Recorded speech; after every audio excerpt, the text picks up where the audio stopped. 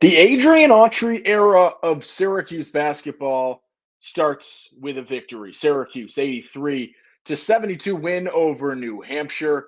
It was not always safe. They were up by 23. It got cut down to 6. So today we take a look at the macro, right? What did we just watch? What did we learn in game 1? And what do we still need to figure out 2 days from now when Syracuse takes on Canisius on Wednesday evening? It's your Locked On Syracuse Tuesday episode. It's your first basketball post game of the year. Let's have some fun. Let's get the ball rolling. You are Locked On Syracuse, your daily podcast on the Syracuse Orange, part of the Locked On Podcast Network. Your team every day.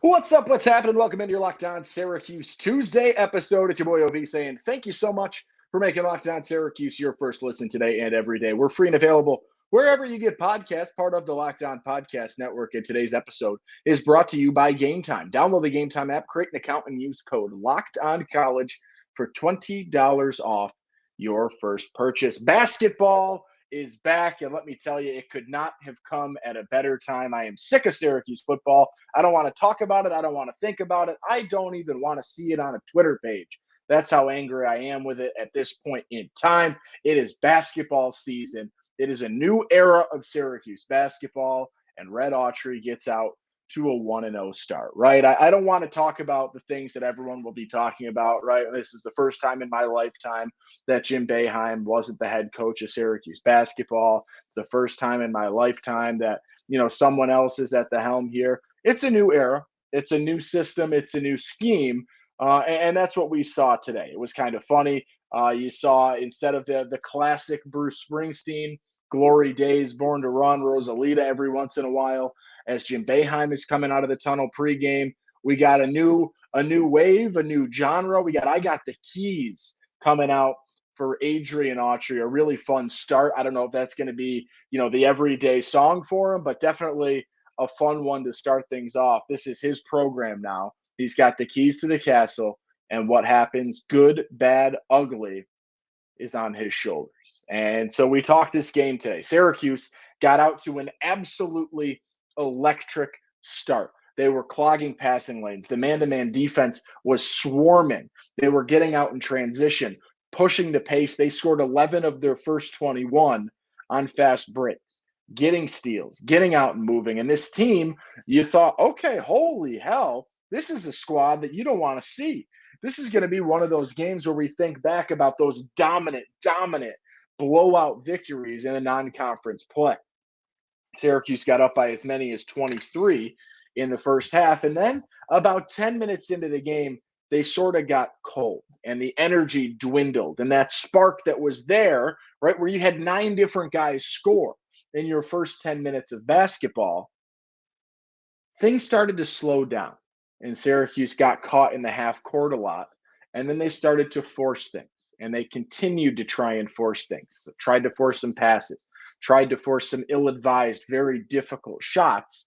And it allowed New Hampshire to get back into this basketball game. And they cut the lead down to 6. And there was a point where you're like, okay, this is not the start that we thought we were witnessing maybe a half hour or 45 minutes ago, right? We thought this was going to be a blowout. We thought this was going to be, the picture-perfect start to Red Autry at Syracuse. And then things got a little bit closer. And Autry had to make some coaching decisions, right? Judah Mintz picks up his 4th foul. How long do you keep him out in what is a 10-point game, hovering back from like 9 to 12 to 11 to 10, right in that range for an extended period of the second half? When do you put Judah back in? And one of the biggest coaching decisions comes with a gigantic spoonful of irony that Autry was very, very happy to joke about in his post-game press conference. The biggest change he made was to switch to the 2-3 zone. And Syracuse played that storied defense that Jim Boeheim lived and died by towards the end of his career. And it was the change that he didn't make. And one of the biggest kryptonites to the close of the Jim Boeheim era and it ends up being a relative successor for Adrian Autry in this first game. A couple of big takeaways I want to talk about. We take a quick glimpse at the box score. Judah Mintz, foul trouble, right? Picked up his fourth foul with 18 minutes of play. It was 17:07 on the clock when he picked up his fourth. We'll get into Judah in a second. Put up 20, not the most efficient I've ever seen. Justin Taylor, 14 points, 5 of 9 from the field, 2 for 3 from the three-point from beyond the arc. That's what you want to see. Glad to see him with that spark. Did have 4 turnovers. Can't look away from that. Quadir Copeland with a double-double on this one. 10 points, 13 rebounds. Also struggled to take care of the basketball. That's another point that we need to talk about a little bit, the sort of duality of Quadir Copeland. He will do something incredible that you love to see and is really exciting and really fun. And like, Quadir Copeland, let's go. That's my boy. We're excited. Give him all the minutes in the world. And then he comes down and he's like, let me put the ball on the floor and not look up. And then I'm going to try and pick the ball up when it's too late and turn the ball over. He got bailed out once or twice. Very generous block call in transition. A turnover a couple of possessions later, right? You got to take better care of the ball if you're Quadir Copeland. I will say very impressed with him crashing the boards, getting after it in that regard. Malik Brown into double figures scoring. J.J. Starling, double figures scoring. I will say this, right? When you look at the 1-2 punch, that very, very not storied yet, but highly anticipated backcourt for Syracuse of J.J. Starling and Judah Mintz, a combined 8 of 28 from the field. Not the efficient start that you were looking for out of them. I will say, got to the line a combined 15 times, which is important, right? These are two guys that are going to get to the rim and try and drive and draw fouls. And they are a nightmare for defenses because of how effectively they can put the ball on the floor, drive, and finish through contact, or at least draw that contact and get to the line. That is something that contributes to some inefficiency, is that physicality, that drive, those contested lay-ins that they are pretty good at, but the efficiency you'd like to see step up. I want to start today, and then we'll talk about what we learned in game one and what remains up in the air. I want to talk about Judah Mintz for a few minutes to open this episode up. I was over the top excited to learn that he was coming back, as I think everyone in the Syracuse fan base was, right? You want a guy like this back for year two. My expectations for him, tremendously high. And with tremendously high expectations comes a magnifying glass at the game of basketball that you play night in and night out.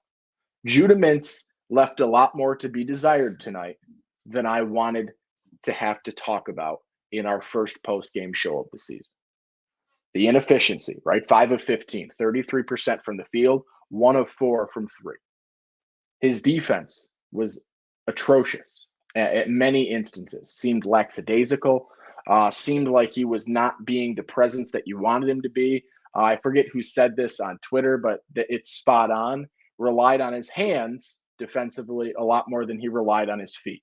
And your feet are going to lead to the steals, and your feet are going to lead to you getting out in transition. Your hands are just the means to doing it, right? That is what you're catching the ball with, but you've got to be moving the feet. And that wasn't there. I want to see him distribute the ball a little bit better than he did. He had 3 assists relatively early, and then I don't think he distributed the ball very well. It seemed like he was forcing a little bit. It seemed like he was pushing things when they didn't need to be pushed. And it seemed like, and I know Judah can make the crazy, contested, incredibly difficult shot, but that doesn't need to be the shot that you take every time. Right, Eric Diefendorf on the broadcast tonight was talking about it. I felt like every time Judah took a shot, Diefendorf said something about how difficult of a shot that was. Judah Mintz, in being an NBA caliber talent, in being one of the top returning sophomores in college basketball, you should be able to find easy shots more than you're finding the ill-advised, very difficult circus shots, right? You can take those occasionally because you are more efficient than most at them. But you've got to find the efficiency in the simple. You've got to find the efficiency in what is being given to you and not trying to force more. And I think that comes with more ball movement. I think that comes with a little bit more fluidity in the half-court offense, which we will talk about in a second. I want to see so much out of Judah Mintz every time he hits the floor. Picked up 4 fouls in 18 minutes tonight, right? You got to be smart on defense. You've got to be in man-to-man defense, right? I know you want to take shots. I know you want to go for those big plays, get the ball and get out in transition, right? That's where you get your highlights. That's where you're going to pad some stats, easy points, easy buckets. But it cannot come at the expense of the defense as a whole. And I felt like that happened far too many times tonight, and it got him into foul trouble as well. Let's take a quick break. Let's talk a little bit about FanDuel Sportsbook. Score early this NFL season with FanDuel. It's America's #1 sportsbook. Right now, new customers get $150 in bonus bets with any winning $5 money line bet. That's $150 if your team wins. If you've been thinking about joining FanDuel, there's no better time to get in on the action. The app is so easy to use. There's a wide range of betting options, including spreads, player props, over-unders, and so much more. So visit FanDuel.com/lockedon and kick off the NFL season. FanDuel, official partner of the NFL. All right, Owen Valentine, Locked On Syracuse Tuesday episode, your first post-game show of the season. Syracuse with an 83-72 victory over New Hampshire. Let's talk a little bit about what we learned in this game, and then we can get into a little bit of what remains up in the air. Let's start with what I think we learned and what I think we know right now after game one. And I'm going to be honest with you, it's not an extensive list right now. It's a pretty brief list. And there isn't a ton that I have listed right now. But I do think that we should lead with what we know. This team is fast and athletic, and they can get out and move. That is 100% something that we learned tonight, right? We talked about it, we anticipated it, and we saw it many, many times this evening. 22 fast break points. Not as many in the second half. I believe Syracuse had 16 points via the fast break in the first half, 6 in the second half. This team can get out and move. They can take advantage of athleticism. And that is going to be one of the driving factors of this offense. And one of the things that it wants to do is get out and run. And this is going to get into a second thing that we know is that this team has the ability to play smaller, right? With the forward depth that you have, with some guard depth that you have. This is a team that can play that smaller lineup. And in that smaller lineup, and this was something talked about on the broadcast, something that you can observe instantly, you get the ability to get out and move far more efficiently because so many different players can come down with a rebound and outlet, or it can be the outlet, or just put the ball on the floor and get out and run themselves. You get a steal. You can get out and move, right? You don't necessarily need to find that outlet. If you do, you've got options, right? You can outlet to Starling. You can outlet to Mintz. You can outlet to almost anyone in that small ball lineup and be efficient. One of Malik Brown's strongest assets in my mind is his transition offense, right? Getting out and moving and finishing in transition and getting out and filling the lanes correctly when you're getting out and moving. Whoever comes down with the ball can get out and move. And that is something that we know about this team. The depth is another thing that we know. It was alluded to preseason by Coach Autry, that this is a team that's got some depth. This is a team that's going to have, 8, 9, 10 different guys play. We did not see Monir Huma play today. We did not see Benny Williams play today.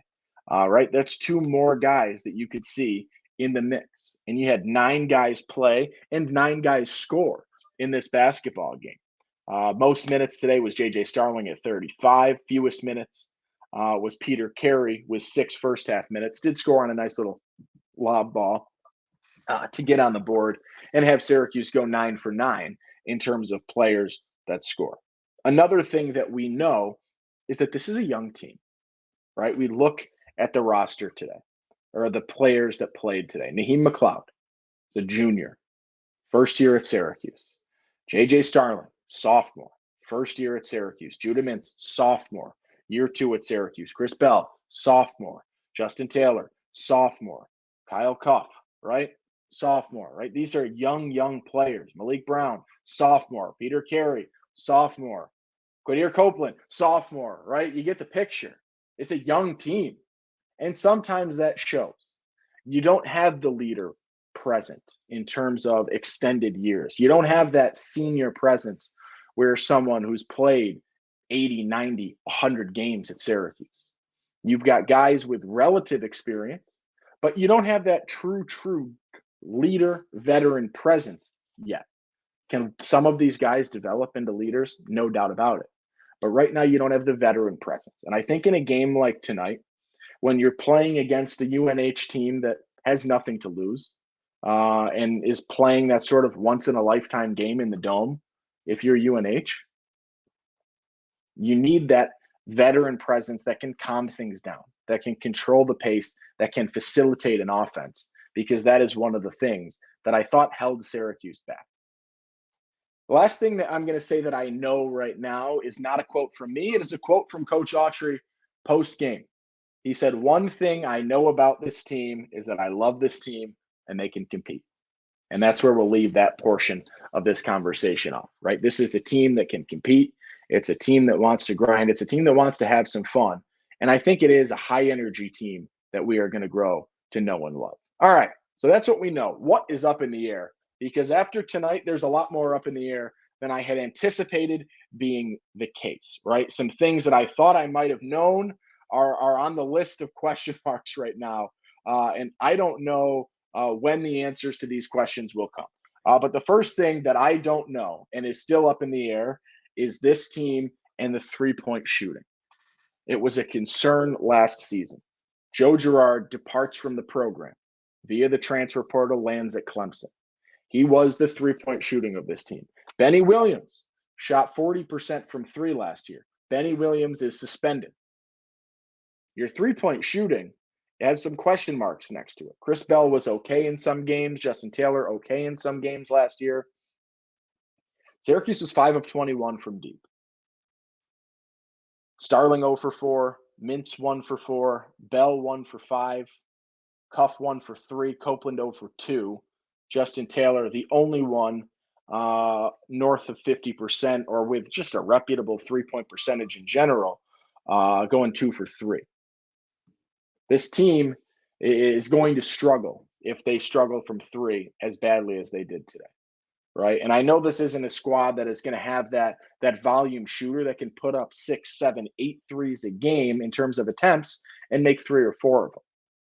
They might have guys that think they're in that position, and thinking that you can do that is a positive to getting to that point. I think Chris Bell thinks that could be his role. I need to see him become more efficient for that to actually be his role. But you have a number of guys that are going to take 3 or 4 threes a game, and they're going to be the open threes, and you want them to be the open ones and not the forced ones, and not the heat check big time deep threes, right? You've got, I'm looking at this, between Starling, Mintz, Bell, Taylor, Cuff, and Copeland, I see all 6 of them in that sort of 2 to 5 3-point attempts per game. Throw Benny Williams into the mix as well, right? You got 6 or 7 guys that are going to combine for a very distributed 24 threes. Who's making them? That's what I don't know right now. That is definitely up in the air. Another thing up in the air is the defense. I talked about Judah defensively today. He's not the only one. Malik Brown did not look very solid in a half-court defense guarding the arc. Seemed a little bit lost. Seemed not necessarily lost. Got beat a handful of times. Not something that I wanted to see out of him. Chris Bell does look lost defensively a number of times. That's one of the things we talked about last season, is him stepping things up like that. It is also that in the rebounding, right? I want to see more defensively from this team. The man early on was really good, but you got into some foul trouble as a result of playing man and getting a little too, I want to get that steal so I can get out in transition to make the big play. And I know that's fun, and I know that's what you want, but that's not the successor, right? You've got to be smart going for the steal. You got to be smart when you try to jump a pass, right? Understand, just like there is in the NFL, just like there is anywhere, there is risk that comes with trying to jump that pass. And the help defense was not sufficient enough to make up for it a number of times tonight. Let's talk a little bit about the Game Time app, and then we will continue with a few more things that happen to be up in the air right now with regards to Syracuse basketball after the season opener. A big win for Coach Autry in his career opener at Syracuse, right? That's pretty cool. We'll talk about it. We did talk about it a little bit. It's pretty cool that that's happening. Let's talk a little bit about game time. All right.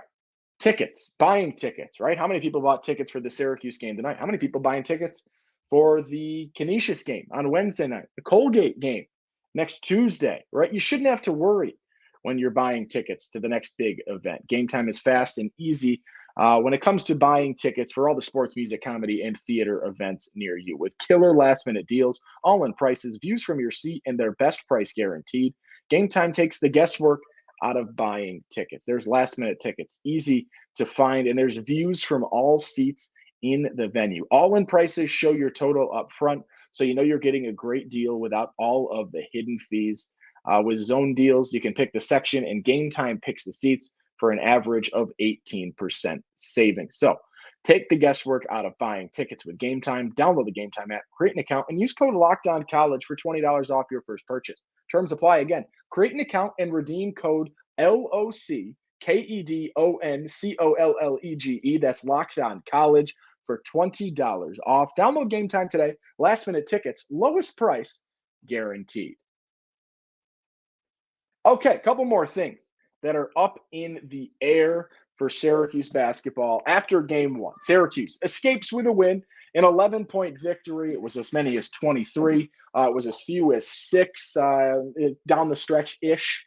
But Syracuse with an 11-point victory. They notably do not cover the spread for those of you outside of New York State that might have been interested in that. But a few things that we don't necessarily know. One of the things that I find up in the air is Naheem McLeod and what that means and what he means. He is 7'4". He was a foot taller than anyone else on the field tonight, or on the court tonight. And he didn't play much. What was his total? 10 minutes he totaled tonight. He had 4 points, scored the first basket of the game. Nice little lefty hook to open up the scoring. Got fouled in the first half, went 2 for 2 from the line. That was his contribution. 3 rebounds. And then they went small ball with Malik Brown at the 5.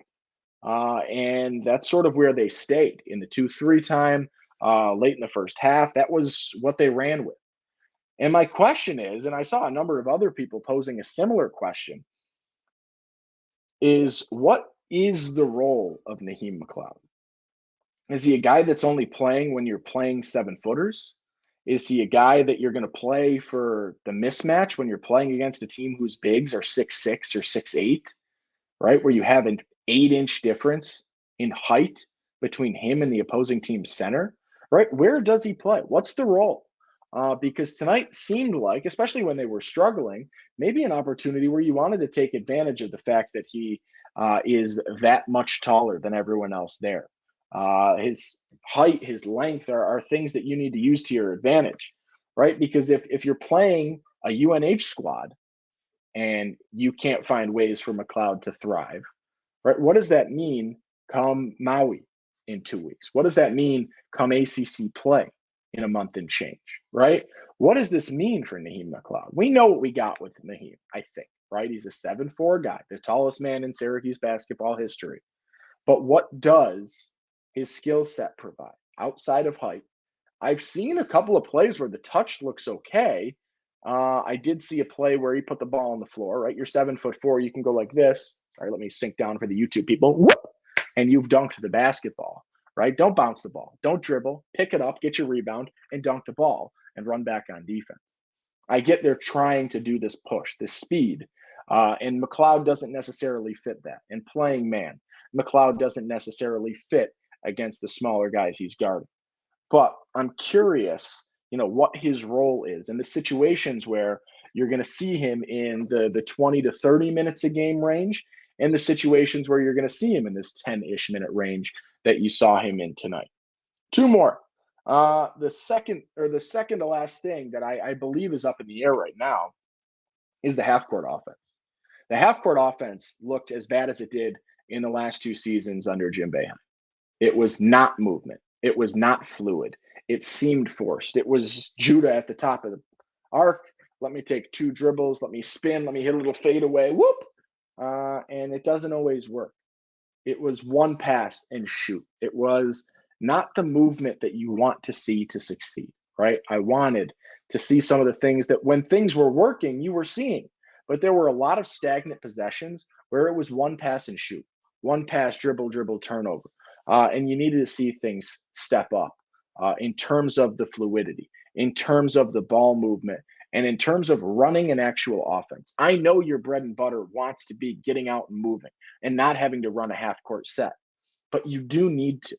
And there was a lull in this game, the middle half, right? The second half of the first half, like the last 10 of the first half, the first 10 of the second half, where you were in that sort of lull, falling into the half court and needing to run the half court set. And it didn't seem like you had much to offer them, right? I want to see improvements there. And I don't know what their go-to is going to be in that situation. And it's another reason that the three-point shooting struggles, right? When you're moving the ball, when you've got guys rotating and switching, it's going to leave open men and open shots. And that's what's going to allow your three-point shooting to improve. Not taking contested shots, not volume threes, but moving the ball and running an offense to the point where you're leaving guys open because you've created mismatches. You've created so many switches that someone's been left in the corner. Final thing up in the air is this guy, Benny Williams, right? We got the news just before the final exhibition that he's been suspended for a violation of team rules and that he'd return or rejoin the program soon. That's what we know. When's he coming back, Coach? And I appreciate Autry putting his foot down to a veteran guy, the lone veteran, right? The lone upperclassman with Syracuse experience. I appreciate him putting his foot down and saying, whatever the issue is, we're not going to stand for that. And you're not going to pull that with me. And I don't know what it is, and I don't want to speculate on what it is, but we don't know when he's coming back. It could be Wednesday against Canisius. It could be next Tuesday against Colgate. Could it be in Maui? Could the suspension extend to Maui? Do you use the terminology, will rejoin the program shortly if he's going to be gone through Maui? I don't think so. I would assume he's back, Canisius or Colgate. But I don't know. And that is something that remains up in the air. What are your thoughts? What did you learn from game one? What's still up in the air for you? There's a lot to talk about still. And you got a Canisius game Wednesday, right? So the turnaround is quick. Syracuse will be right back out there. Adrian Autry looking for the 2-0 start. Can they pull it off? I hope so. All right. These are the ones that you need to get, especially when you're going to play 2 out of the 3 of Tennessee, not Gonzaga, Tennessee. Yeah. Purdue and Gonzaga. Am I missing this? I might be botching this. Don't do this to me. Tennessee, Purdue, Gonzaga. Yeah. Why did I doubt myself so much on the trio of those teams? You're playing 2 of the 3 of those, right? Need them back. Need to figure some things out. And when you got those 3, you're going to want to have the easy ones under your belt. You're going to want to be 3-0 heading into Maui because there's a chance that you walk out of Maui 3-3, and it has nothing to do with you being a bad basketball team. That's the reality of how loaded this field is. That's where we'll leave it today. Throw some comments if you've got them on YouTube. Would appreciate it there. On Twitter at @LO_Syracuse. I'll be back tomorrow talking more Syracuse basketball, barring something drastic Syracuse football-wise, which the drasticness in which something I would have to cover would be Dino Babers getting fired. So outside of that, we're not talking football tomorrow. We'll be talking Syracuse basketball. Until then, I'm Owen Valentine. Thanks for making us your first listen today and every day. Be kind. Make somebody smile today. And I will be back talking to you tomorrow.